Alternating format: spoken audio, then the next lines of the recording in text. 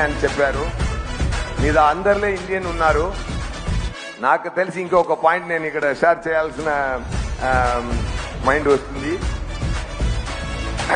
అలాంటి ఒక ఇండియన్ నా స్నేహితుడు deputy chief minister Pawan Kalyan garu ఉన్నారండి.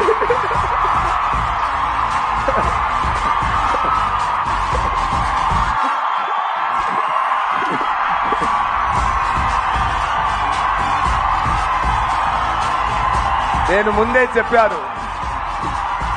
ముందే చెప్పాను ఒక్కరోజు నేను చెప్తాను.